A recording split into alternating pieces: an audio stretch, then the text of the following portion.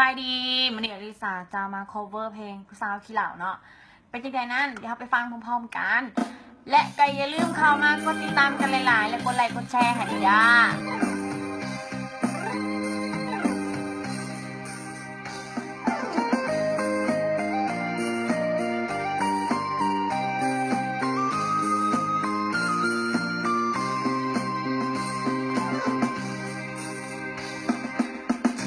หักหลังน้ำตาพังยาว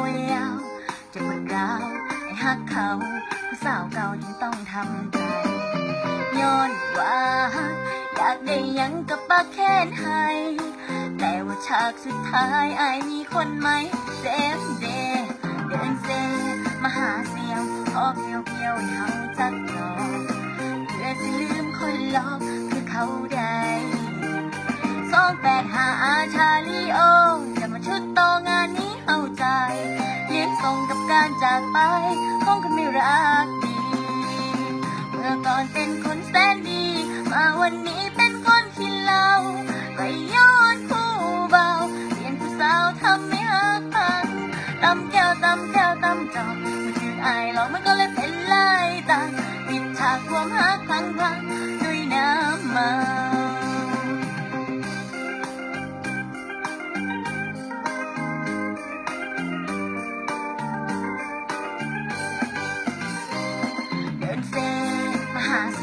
ขอเพียวๆให้เขาจักจอ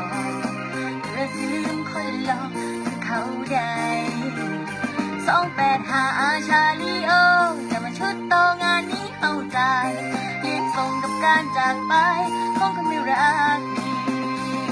เมื่อก่อนเป็นคนแสนดีมาวันนี้เป็นคนขี้เหล้าก็ย้อนผู้เบาเปลี่ยนผู้สาวทำไม่หักพังตำแก้วตำแก้วตำจอกไอ้หลอกมันก็เลยเป็นลายตาปิดฉากความหักพังด้วยน้ำเมาเขาบอกเป็นพ่อและกันนาบอกคือแม่จะสิแค่เห็นยังน้องลาอย่าปล่อยให้พิษสุรามาทำร้ายชีวิตของเจ้าปล่อยคนที่เขาทิ้งขว้างให้ไปตามทางของเขาหลายคนที่ยังหักเจ้ายังมีอยู่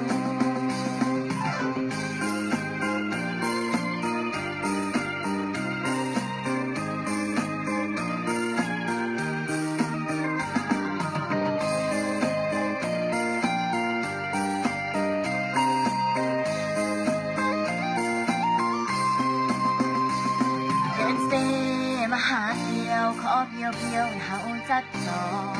เพื่อสิลืมคนหลอกคือเขาได้285ชาลีโอจะมาชุดต่องานนี้เอาใจเลี้ยงส่งกับการจากไป